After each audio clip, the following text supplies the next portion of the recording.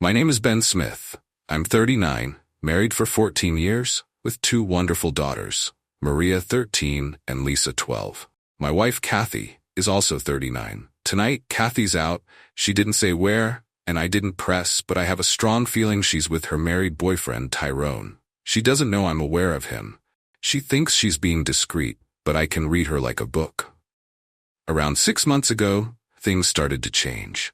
Our sex life, which was already infrequent after 10 years of marriage, nearly vanished. But it wasn't just the lack of intimacy, it was everything. She pulled away, stopped wanting hugs, and replaced warm kisses with distant pecks on the cheek. No matter what I did, it seemed like I couldn't make her happy. In those 6 months, she became a stranger to me. I'm no fool. It didn't take much for me to figure out what was happening. A couple of voice-activated recorders in her car confirmed it. She's having an affair with Tyrone, a married guy from her work. I was at a loss in what to do. There was no doubt that she was in love with Tyrone, and no longer had those feelings for me. I also realized that once you fall out of love, love doesn't come back. It was apparent that the only reason Kathy had not filed for divorce was because Tyrone was married and obviously had not committed to leave his wife and kids to run off with her. So here I am, stuck in a loveless marriage as a cuck. The trouble is, I love my two little girls very much and didn't want to become a weekend dad if I exposed Tyrone to his wife. I am sure Kathy would divorce me out of spite, and if Tyrone's wife divorced him, this would provide Kathy and Tyrone an opportunity to hook up and go merrily on their way. If anything, I was a thorn in her side, forcing her to sneak around on me and on Tyrone's wife. It was not much of a consolation, but at least it was something.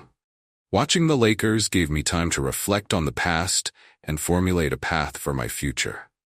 After some thought, I reached the conclusion that the affair with Tyrone would eventually peter out on its own merit. Kathy would become disheartened when she finally realized that Tyrone would not divorce his wife and disrupt his family for a piece of shit that he already had become overfamiliar with.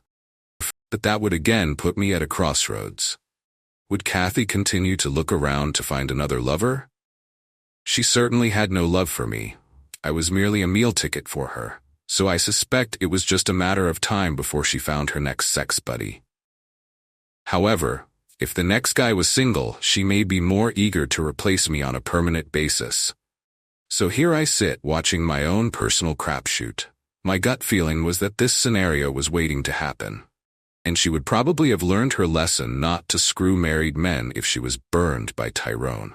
Now I had become tired of thinking about the various scenarios and decided to go to bed. Later, I was awakened by the shower running. I looked at the clock. It was 1:30 in the morning. I figured Kathy was washing.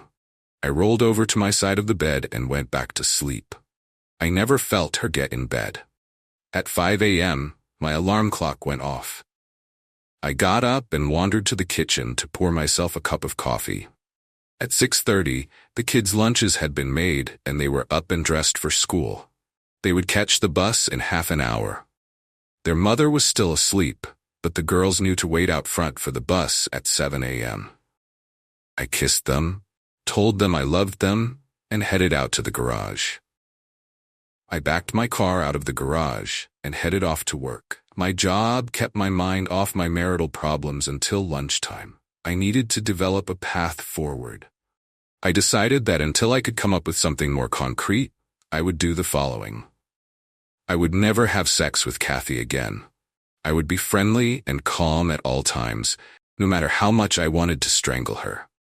I would spend my spare time with my girls, developing the best relationship I could, and I would never confront her about her sex buddies. I figured this course of action would not give her an excuse to instigate a divorce. If I could hang in there until the girls were a few years older, the effect of a divorce on the kids would not be as bad. I had to walk on eggshells. For the next 6 months, things continued on an even keel. But then in June, something happened. Kathy came home from work and had been crying. Her eyes were bloodshot. I knew something was wrong, but I could not put my finger on it because she would not talk when I asked her if she was all right. All she did was rush into our bedroom and close the door. Tomorrow, I would check the voice recorders to see if I could unravel the mystery. She didn't go to work the next day, and sure enough, she had several phone conversations with her best friend, Helen. I came home from work and we had dinner. The girls stayed up until about 9 p.m. When the girls' bedtime came around, Kathy decided to also call it a day and went to turn in. I waited for about half an hour, and then I pulled out the voice recorder and turned it on. It didn't take more than a few minutes to realize that Tyrone's wife had caught on, and Tyrone told Kathy he had to end their affair. He wasn't sure if his wife was going to divorce him, but he could not risk meeting Kathy again. Kathy had finally been dumped. Now it was going to get interesting. What would she do? Would she find a replacement for Tyrone? Would he be married or single? Would she lay low for a while? She told Helen that she honestly believed she had successfully pulled off her affair without being caught and felt so lucky. I sat in the dark for a while, thinking how I should react. She was human, and if she didn't find a replacement soon, she would want sex to fill a basic biological need. That would present a problem because I could no longer stand to touch her. Kathy remained in a depressed and quiet mood for another month.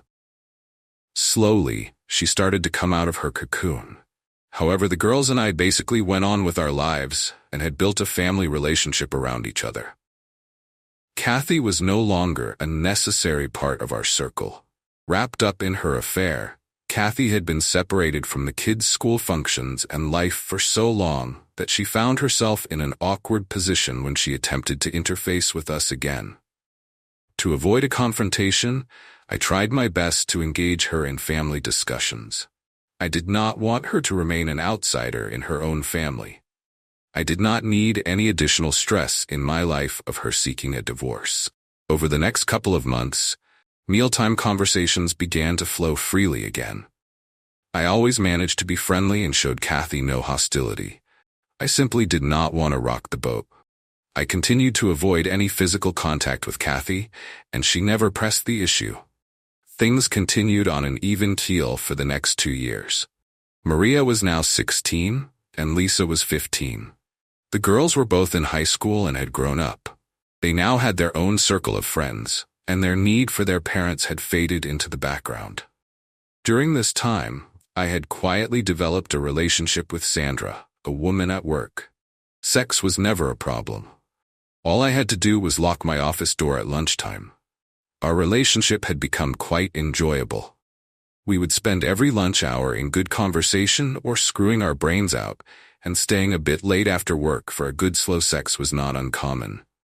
When I came home, I was pretty tapped out and had no desire to have sex with Kathy. However, I don't think the lack of sex with me really bothered Kathy. She lived with me out of convenience. I am sure she found guys to have sex with from time to time, even though she had not found anyone steady after Tyrone. But that was soon to change.